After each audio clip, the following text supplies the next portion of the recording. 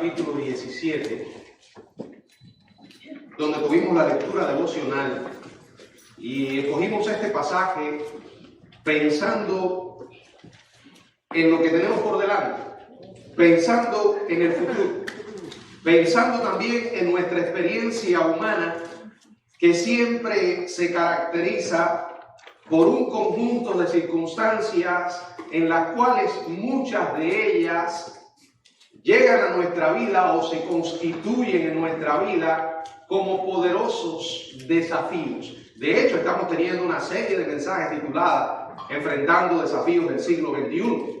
Esos desafíos son gigantes. Y otros que, aunque no lo vamos a mencionar en la serie porque son más personales, más íntimos, también son gigantes. Y siempre esta es una experiencia que produce temor.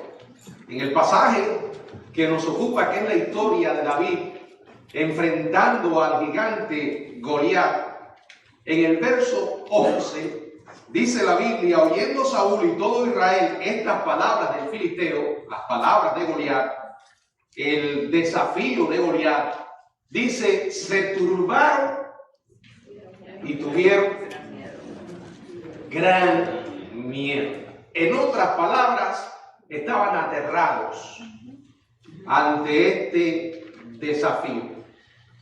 Esos gigantes aparecen en nuestra vida sin avisar y llegan a provocar un gran miedo.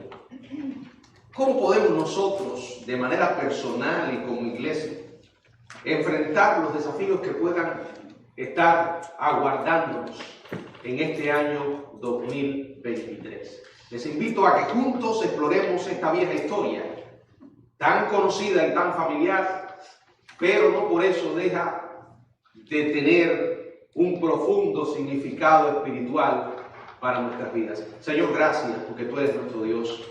En ti, Padre, encontramos vida y vida abundante. En tu palabra, luz y luz abundante.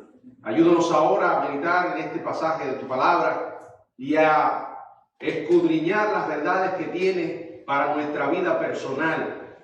Señor, que tú robustezcas nuestra fe, que tú nos fortalezcas para vivir para tu gloria.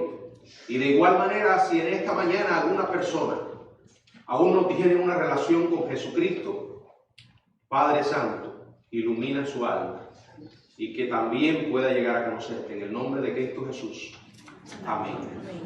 Bueno, siempre que miramos atrás, cuando dejamos un año, podemos ver en él grandes luchas, tremendos retos, y con toda seguridad imaginar y predecir que vendrán otros en el nuevo. No podemos saber cuáles son. No podemos conocer el futuro, pero sí sabemos quién estará en él. Y de hecho, quién soberanamente ha diseñado ese futuro para su gloria y para el bien de aquellos que le aman. Ese es nuestro Dios. El Dios de la Biblia, el Dios soberano, el Dios todopoderoso. Ahora, en cuanto a esos desafíos, como dije, pueden ser gigantes que aterroricen. Pero vayamos a esta historia y tratemos de exprimirla para sacarle el jugo que pueda alimentar nuestras almas. Esta historia se produce en un valle llamado el Valle de Ela. ¿Qué era el Valle de Ela? Bueno, el Valle de Ela era una hondonada que más bien parecía una especie de gran cañón. Intentemos imaginar la escena. A un lado había una gran ladera de unos 800 metros o más de altura. En el lado opuesto había otra ladera de igual dimensión, y entre ambas laderas había una distancia de más de 1 kilómetro. Este era el escenario físico, literal. Acampado en una de esas laderas estaba el ejército de Israel, y en el otro el ejército de los filisteos. Ambos ejércitos estaban listos para enfrentarse. Y en este escenario dónde se desarrolla esta historia. Aquí podemos encontrar algunos principios que nos pueden ayudar a enfrentar nuestros gigantes. El primero es que enfrentar gigantes es una tarea que atemoriza. Ya vimos el verso 11, ¿verdad? Cuando la Biblia emplea palabras, no lo hace por gusto. Cuando la Biblia dice grande es porque es grande. Cuando dice gran miedo es porque era un gran miedo. Cuando dice que se turbaban es porque se turbaban. Reacciones muy humanas que no son familiares a todos porque todos hemos andado por ellas. En el verso 4 del primer libro de Samuel también dice: salió entonces del campamento de los filisteos un paladín. Salió entonces. ¿De dónde apareció este hombre? De la misma manera que aparecen en nuestra vida escenarios para los cuales no estamos preparados, llegan, irrumpen sin pedir permiso.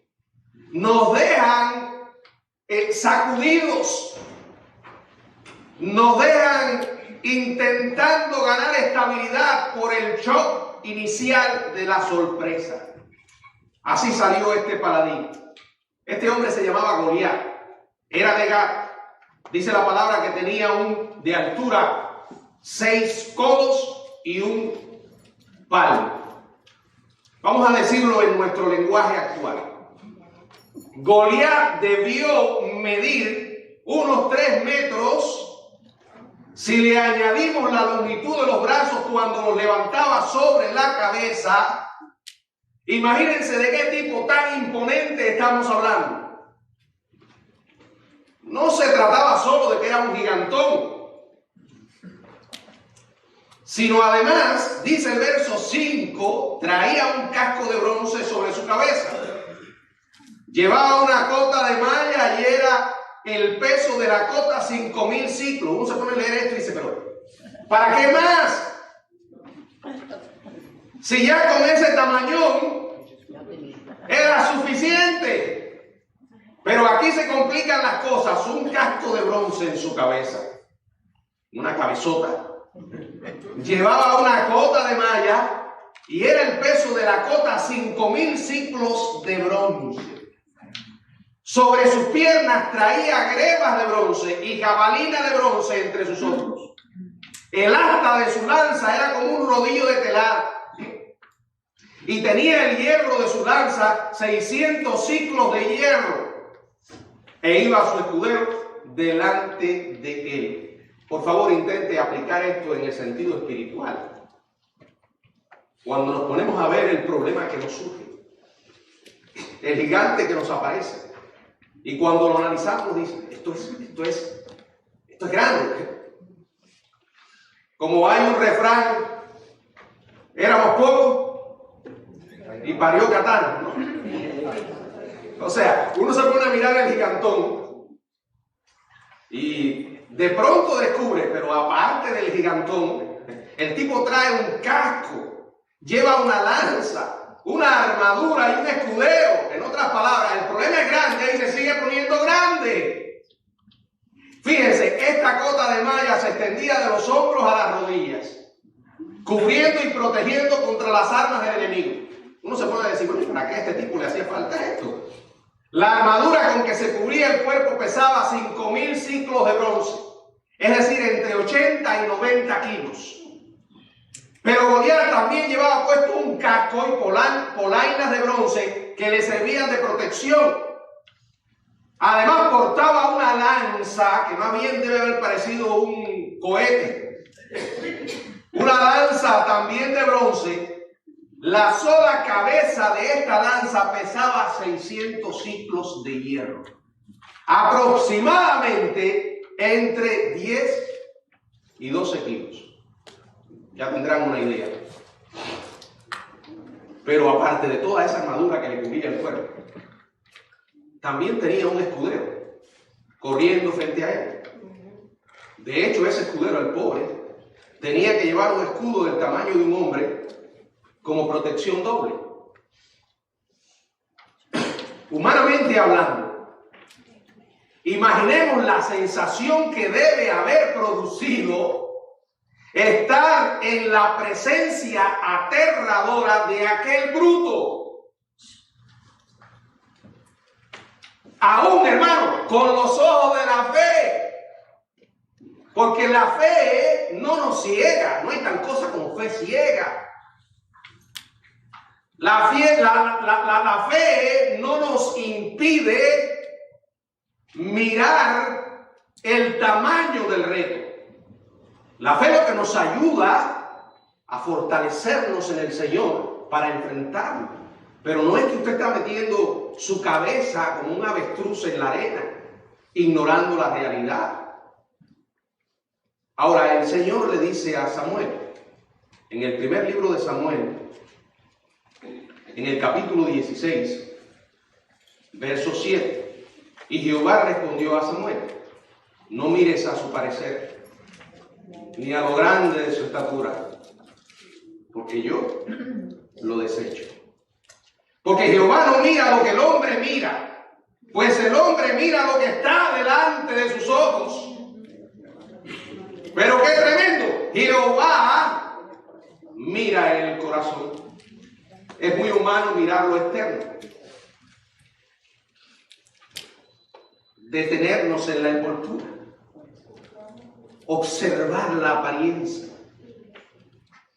Y generalmente llegamos a formarnos opiniones equivocadas, que la mayoría de las veces nos hacen más daño que bien. A veces esas opiniones nos roban la paz, porque estamos mirando desde la perspectiva humana lo que tenemos delante de nuestros ojos. Y en esa ecuación no hemos puesto al Señor. Miramos nuestros problemas, miramos a esos gigantes, y entonces es muy natural que nos intimidemos. Es de humano sentir temor.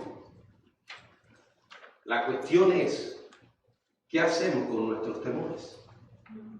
Repito, enfrentar gigantes es una tarea que atemoriza.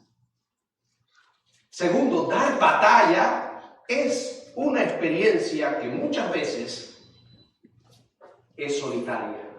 Sobre todo cuando estamos hablando de nuestros gigantes.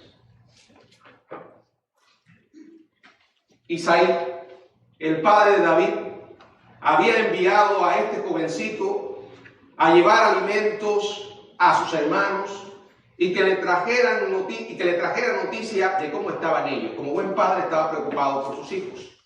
Estos hijos estaban en la guerra. Envía al más pequeño para llevarle alimentos y además traer noticias. Cuando David, aquel jovencito pastor, se acerca al campamento israelita, observa a las tropas saliendo a la batalla. En un momento se detiene a conversar con sus tres hermanos. Y mientras está conversando con ellos, escucha un grito más parecido a un rugido que a una voz humana. Ese grito estruendoso corre a través de toda la hondonada y todos aquellos que estaban allí echan a correr. Verso 24 del capítulo 17. Y todos los varones de Israel que veían a aquel hombre huían de su presencia, y vuelve a decir la Biblia, y tenían gran temor. Anímese. Su gran temor al gigante no es su única experiencia. Todos los humanos hemos tenido gran temor en momentos de nuestra vida. Todos tenemos deseos de correr, de escapar del gigante. Pero si algo podemos aprender de esta historia es que de los gigantes no podemos huir. Darle la espalda sería el peor error. De repente David se encuentra solo. Todos han escapado. Todos han huido para ponerse a salvo. Aquel jovencito lanza su mirada a través del campo de batalla y ve aquella imponente figura. Imagínense a ese hombre revestido con la armadura, con su escudo, con su lanza, con aquel escudero. Pero además de gigante tenía una lengua muy larga, venenosa, porque estaba desafiando y maldiciendo al Dios de Israel. Y cuando David ve esto y escucha lo que el hombre está diciendo, se pone furioso. Una furia santa.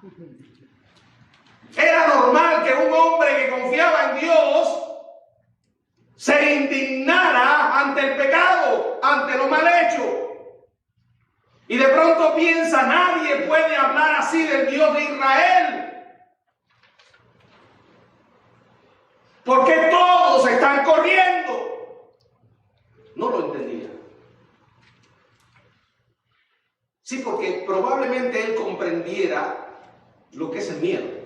En otras ocasiones se había enfrentado a osos y a leones defendiendo sus ovejas. Era un jovencito. Sabía lo que era el peligro, sabía lo que era el miedo. Él podía comprender que ellos tuvieran miedo. Pero lo que no podía comprender era que ese miedo los dominara, que ese miedo los llevara a huir, a meterse en una cueva, a escapar de la realidad. Si nos ponemos a analizar el ejército hebreo, el ejército de Israel, solo en él había una persona calificada para enfrentar a este gigante.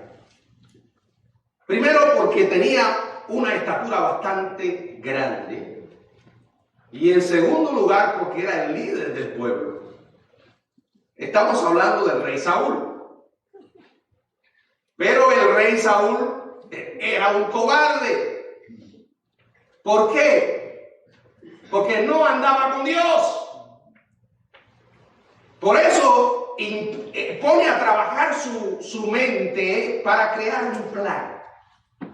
Un plan que lo librara de su responsabilidad y pudiera descargarla sobre otro. Imagina un plan en el que otro pelee. Y para que otro lo haga, él promete que al hombre que se enfrente a Goliat lo va a llenar de riquezas. Además, estaba dispuesto a ir hasta el punto de darle la mano de su hija en matrimonio. Y para más, una exención de pagar impuestos de toda su casa paterna. O sea, la oferta era humanamente tentadora. Pero lo curioso es que a pesar de la gran oferta, nadie se ofrecía. No aparecía tal voluntario, porque mirándolo humanamente, aquello no era diferente a un acto de suicidio. No aparecía ni un voluntario. Dios providencialmente permite que David escuche acerca de esto. Los hombres que le rodearon o que le rodeaban en ese momento, mientras hablaba con sus hermanos, le cuentan del plan. Cuando Saúl se entera, quiero que piensen algo, hermano. Aunque David recibió los beneficios y los conoció, ya David estaba molesto por lo que estaba pasando. Ya David estaba indignado por lo que estaba sucediendo, por su celo y su amor a Jehová. Quiere decir que lo que David hace no fue por la recompensa, aunque sí estuvo dispuesto a aceptarlo, porque podía ayudarlo. Cuando Saúl se entera de que David comienza a preguntar, era como si se le hubiera abierto el cielo, vaya. De pronto dijo, aquí tengo mi oportunidad. ¿Quién es ese David? Tráiganlo rápido, que venga. Acuérdense que él no quería pelear, pero tampoco quería reconocerlo. Verso 32. Y dijo David a Saúl, no desmaye el corazón de ninguno a causa de él. Tu siervo irá y peleará contra ese filisteo. Dijo Saúl a David, no podrás tú ir contra aquel filisteo para pelear con él, porque tú eres muchacho y él un hombre de guerra desde su juventud. Ahora, no traten de imaginarse el espíritu con que Saúl decía estas palabras, no eran sinceras, pero tenía que guardar su imagen, tenía que representar que estaba preocupado por el muchachito. Porque si verdaderamente le preocupara desde que lo vio, hubiera dicho, no, yo voy a pelear. Al hombre le impresionaba lo externo, pero Dios es diferente, Él no mira la apariencia. Saúl no había aprendido eso. Por eso mira a David y de cierta forma indiferente le dice, pero es un chiquillo, mira a ese gigante. Me imagino que David debió haber estado pensando algo como esto mientras escuchaba las palabras de Saúl. Su majestad, rey, qué gigante. El único gigante en mi vida es Dios. Ese no es más que un enano, Saúl. Cuando Dios se pone de pie, no hay nadie que se le iguale. A Dios no le impresiona lo exterior, Él mira el corazón, Él es omnipotente, Él está a mi lado. Y la victoria le pertenece.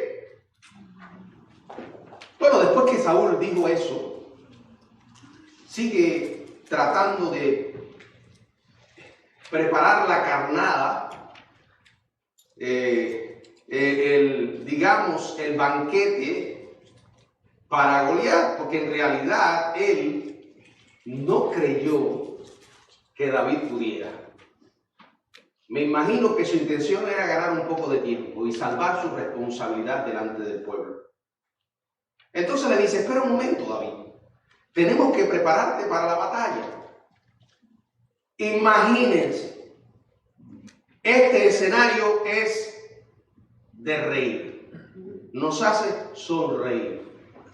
Saúl viste a David con su propia armadura. Acuérdense que Saúl era extra grande, talla extra grande, vistiendo a un jovencito que era de talla normal.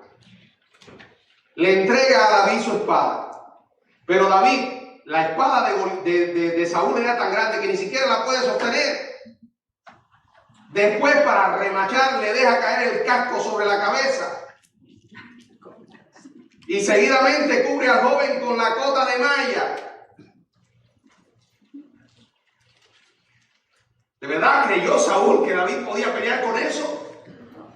Ya era demasiado que él se enfrentara al gigante y además con su armadura, que lo que venía a hacer era una trampa, algo incómodo. Y es natural que David mirara al rey y le dijera, Saúl, yo no puedo pelear con esto encima. Quítenme todos estos tarecos, no puedo moverme.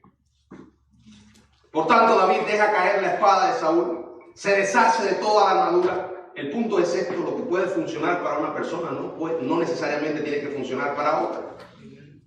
Es un gran error querer ponerle nuestra armadura a otras personas. O ponernos, o tratar de ponernos y nosotros las armaduras de otros. Esa no es la manera de hacer batalla. No es lo que enseña la Biblia. Podemos dar un gran avance cuando descubrimos que delante de Dios podemos ser nosotros mismos. Y aún como somos, Dios nos puede usar para su gloria. Acuérdense que al final no se trata de nosotros, se trata del Dios poderoso que usa nuestras vidas. Ninguna otra persona puede pelear sus batallas. Tu Goliat es tu Goliat.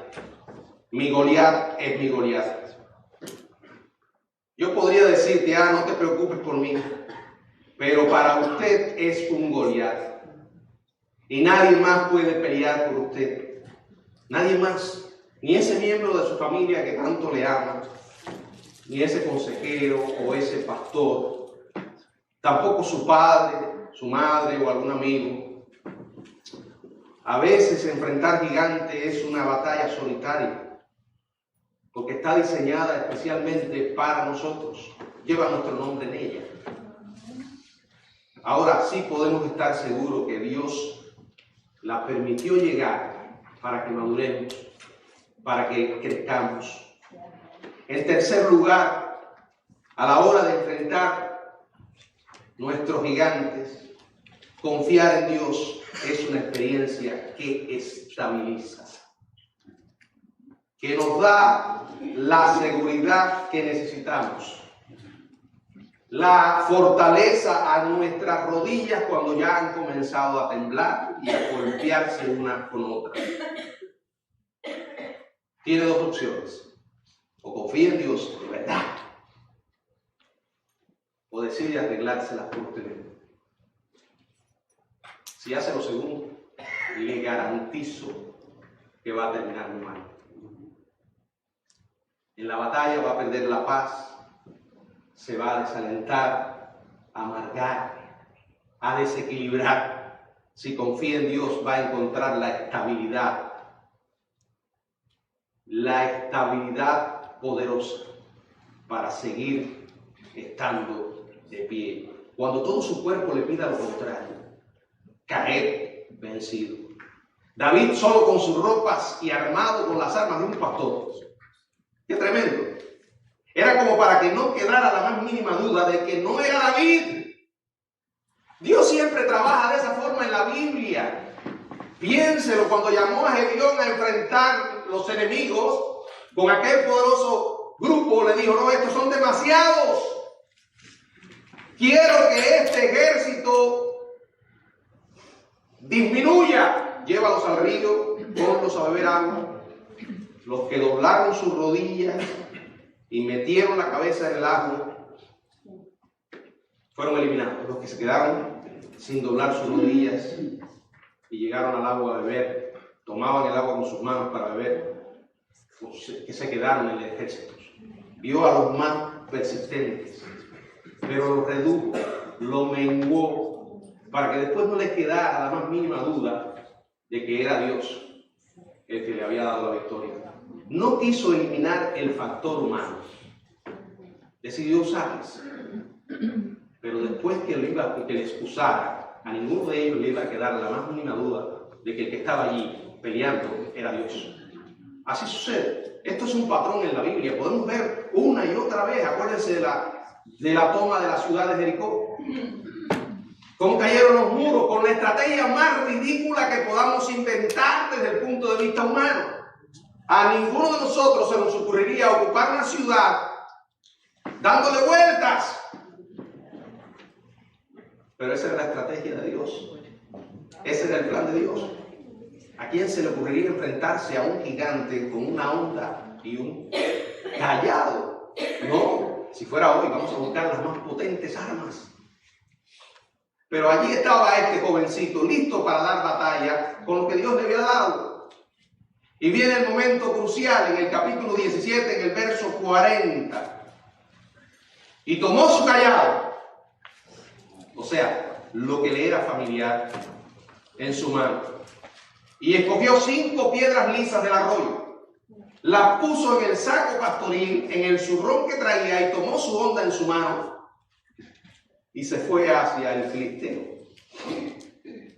Esto es andar por fe. No le puedo encontrar otra definición. Es un acto de fe.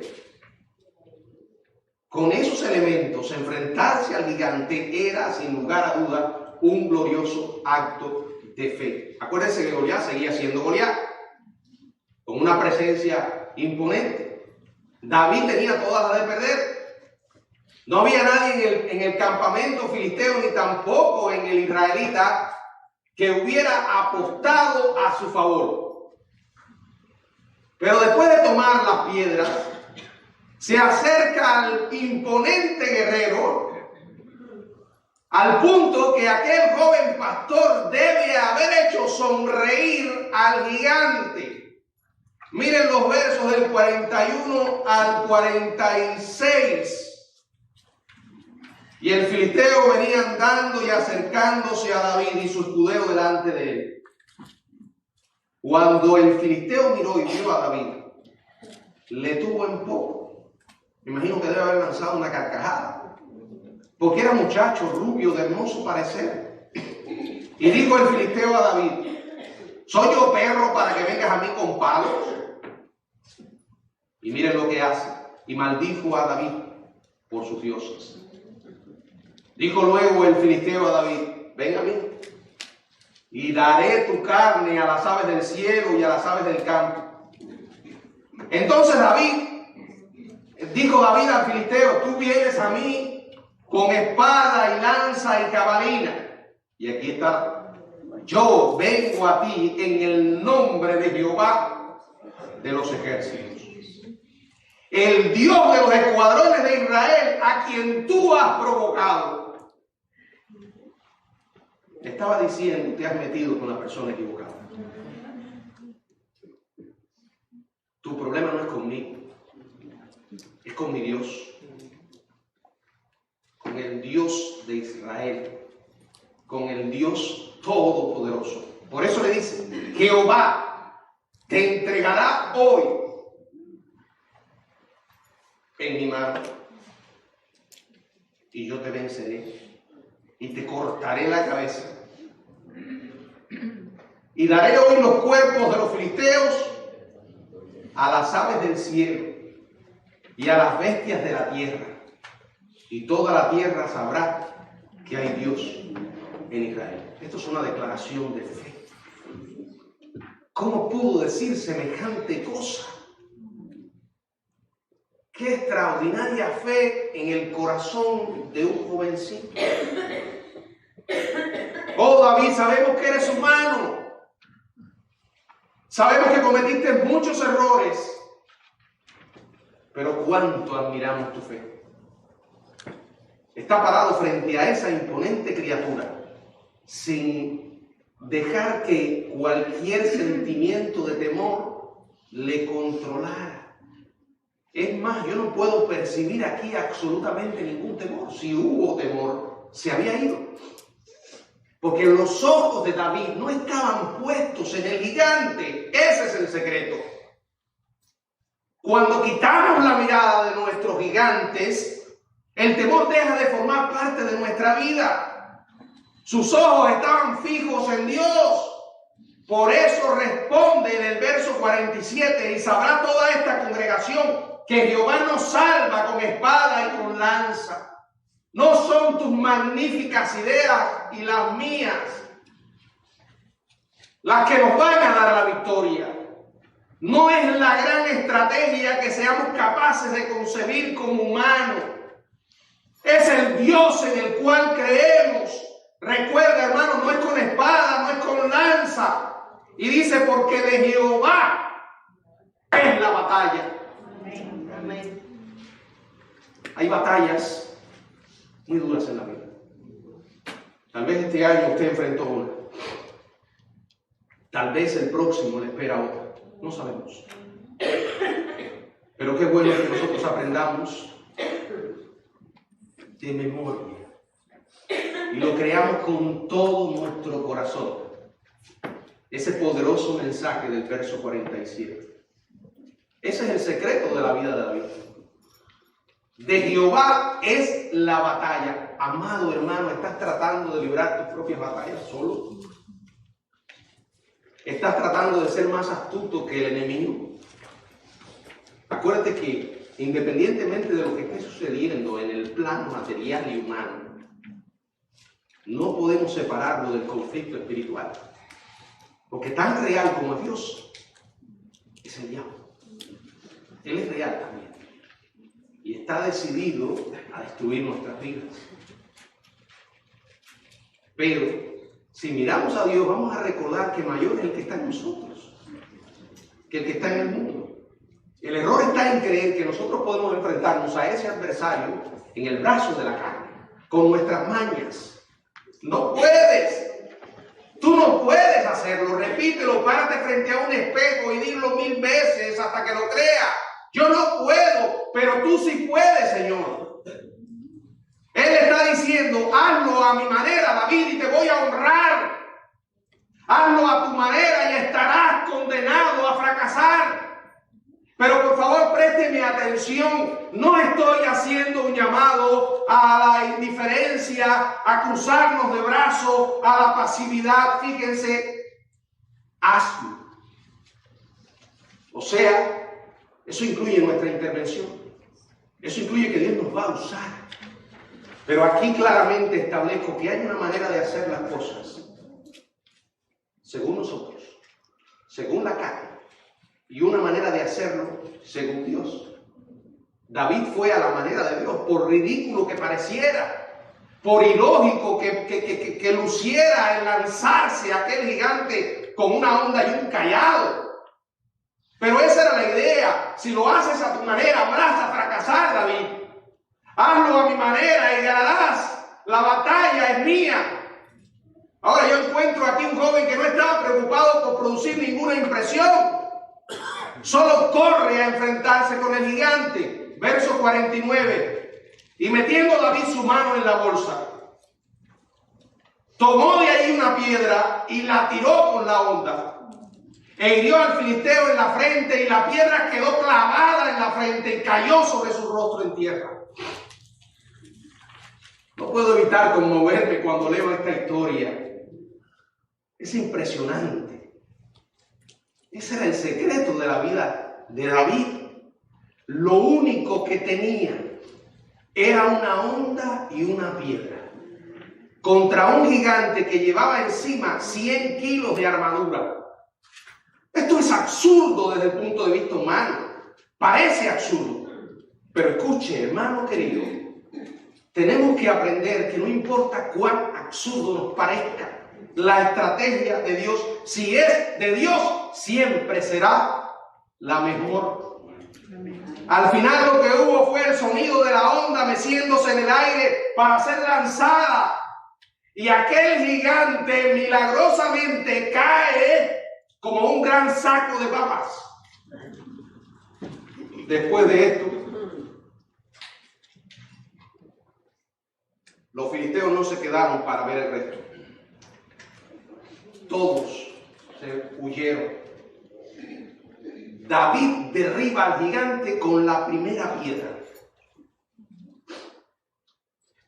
Vamos a analizar algo, una puntería perfecta. No erró en absoluto al blanco. Pero así es como Dios actúa. Al final lo que hubo fue el sonido de la honda meciéndose en el aire y golpeando en la frente de aquel gigante. Lo derribó con la primera piedra. Una puntería perfecta. Todo indica que no tembló cuando salió a dar la batalla. Ahorita decíamos que ya no le quedaba ni el más mínimo temor. No estaba temblando. No le tembló el pulso para lanzar la piedra. ¿Por qué? Porque había logrado alcanzar estabilidad. Eso es algo que necesitamos grabar en nuestra mente, hermanos. Frente a los grandes desafíos, lo único que nos va a mantener en calma, estables, tranquilos, es la fe en el Señor. Amén. Porque tenemos y podemos encontrar lo que la gente no tiene. Por eso la gente hoy, cuando se enfrenta a terribles problemas, los ve desesperados, desequilibrados. Algunos tienen que buscar alcohol, drogas, calmantes, psiquiatras, psicólogos, de todo. Hay un elemento que nosotros hemos olvidado y es la oración.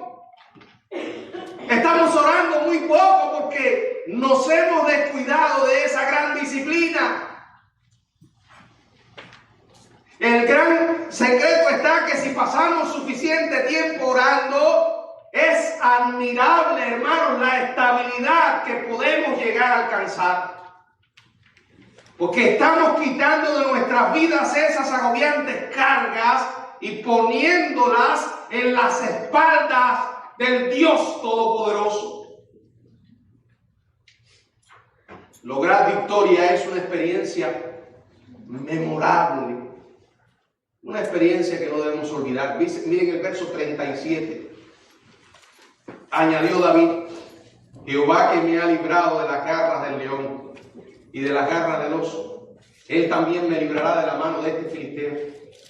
Y dijo Saúl a David: ve, y Jehová esté contigo. Aquí hay un ejemplo de cómo David, al lanzarse a la batalla, pudo mirar al pasado y ver la mano de Dios en ese pasado librándolo. Él lo hizo. Mira a tu pasado, que no se te olvide. Si hay una palabra en la que puedas resumir tu experiencia pasada, donde Dios te dio la victoria, donde peleó la batalla y te sacó adelante, si logras resumirla en una sola palabra, por favor, no la olvides. Enmárcala en un cuadro, en algo que puedas mirar todos los días. Y cuando veas esa palabra, te acuerdes del pasado y te digas a ti mismo: Él estuvo allí, fue Él, me dio la victoria, y si lo hizo en el pasado, lo puede volver a hacer. Amén. Con mucha frecuencia enfrentamos nuestros gigantes olvidando las cosas que debemos recordar y recordando las tristes cosas que debemos olvidar. Recordamos nuestras derrotas, pero olvidamos las victorias de Dios. La mayoría de nosotros podemos enumerar con gran claridad los fracasos en nuestra vida, pero nos vemos en apuro al tratar de mencionar las victorias que Dios ha logrado en nuestro pasado. Pero eso no ocurría con David. Él dice: ¿sabes por qué, Saúl, puedo enfrentarme a Goliat? Porque el mismo Dios que me ayudó ayer en el pasado a matar el león y al oso, lo hará otra vez frente a este gigante. Hermano, no olvide el pasado. Guárdelo. Recuérdelo. Dice el verso 50.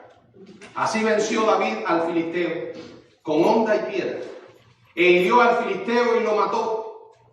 Y nos recuerda la Biblia: sin tener David espada en su mano. Recuerda, Dios te dio la victoria sin espada. Lo puede volver a hacer. David llevó la cabeza del gigante a Jerusalén tras haber utilizado la propia espada de Goliat para cortarle la cabeza, tal como lo había dicho. Arrastró la inmensa lanza y la pesada espada a su propia tienda, a las colinas de Judea. ¿Por qué lo hizo? Para que cada vez que él mirara aquella lanza y aquella pesada espada, se iba a acordar. Esos eran los trofeos silenciosos, junto con la cabeza del león y las garras del oso, que David miraba y les ayudaba a recordar. Me pregunto si David conservó estas cosas por el resto de su vida. ¿Quién sabe? Algunos probablemente lo veían y quizás que no conocían bien la historia. ¿Y esto qué es? Quizás después de subir al trono tenía un salón de armas donde estaban los trofeos, como recuerdo de las victorias pasadas que Dios le había pedido, le había permitido tener en su vida. ¿Tienes tú ese salón lleno de trofeos? No importa, hermano, de lo que se trate. Trate de levantar un monumento para la gloria de Dios. No sé, algo. Quizás, como dije, una palabra o algo que escribió. Pero póngalo en un lugar que usted pueda verlo todos los días. Y cuando lo mire, recuerde, ese fue él. Un día cuando estés en la gloria, cara a cara con Dios, Él te dirá: ¿recuerdas aquello? Ese fui yo. Allí estuve. Mire atrás a lo largo de este año, recuerde las batallas que ha enfrentado. ¿Quién las ganó? ¿Las olvidaste? ¿Se te olvidó cuando estabas con el agua hasta el cuello? ¿Que no podías dormir? Y no importa con quién hablaras ni lo que te dijera, no había palabra humana para que en tu corazón apareciera la paz. No olvides aquello. Acaba con ese hábito. Dios no nos da victorias para desperdiciarlas. Cuando Él hace algo, es como si nos dijera, mucho cuidado con olvidarlo. Aquí está la Santa Cena, lo vamos a ver en unos minutos. Él hizo algo. Lo más glorioso, envió a su Hijo y nos dice, recuérdalo, recuérdalo, recuérdalo. En los tiempos del Antiguo Testamento, Dios mandó a su pueblo a que apilara grandes montones de piedra. Y la intención era que aquel pueblo, cuando mirara esos montones de piedra, sus hijos, sus nietos, las generaciones posteriores, se les pudiera contar la historia de las victorias pasadas. Esos monumentos debían permanecer allí para que todo el mundo los viera y los recordara.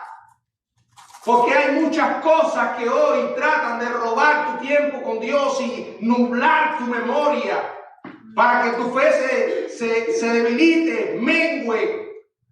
Yo no sé cuál es tu gigante, yo no sé cuáles son los míos. Tal vez tiene que ver con tu trabajo. Quizás es una persona que se ha vuelto insoportable en tu vida, que está drenando tu energía, o una demanda legal, o has perdido tu trabajo, o una tragedia. Tal vez tu gigante es tu esposo o tu esposa, una relación que se ha vuelto dura. Quizás sea un temor que está merodeando a la vuelta de la esquina, consumiendo tus energías, acabando con tu fe. Dios te está diciendo esto. Lo único que te pido, hijo mío, es 5 piedras lisas y una onda de fe. Eso es suficiente. Yo no te estoy pidiendo que te pongas la armadura de otro. Esa armadura no te va a proteger. Puedes oír el consejo de otras personas, pero recuerda, solo confía en mí. Yo no te voy a dejar solo con tu fe. Y entonces lograrás una gran victoria donde toda la gloria será mía. Pero en cuanto a mí, confía en mí. Tal vez estás parado ahí en la hondonada. No sabes qué hay más allá del valle. Tal vez no puedas identificar tu gigante, pero sabes que está aquí. Siente sus gritos, sus pesados pasos, merodeando tu vida. Se ha vuelto una preocupación y estás turbado y un gran miedo. Ten el valor de hablar con Dios. Dile, Señor, yo sé que no soy perfecto, que muchas veces he sido infiel. Tú lo sabes, no tiene propósito que intente esconderlo, perdóname, Señor. Pero también sabes que yo no puedo solo con esto. Me apoyo en ti. Señor, te entrego mis armas, todas mis habilidades, porque han sido ineficaces. Me coloco en tu presencia, confiando en ti. Es por fe, Señor. Yo no te puedo ver, pero sé que estás ahí, que me escuchas. Hazlo. Nunca olvides de Jehová es la batalla. Recuerda que con el Señor todas las victorias no solo son posibles, están garantizadas. Porque el Señor nunca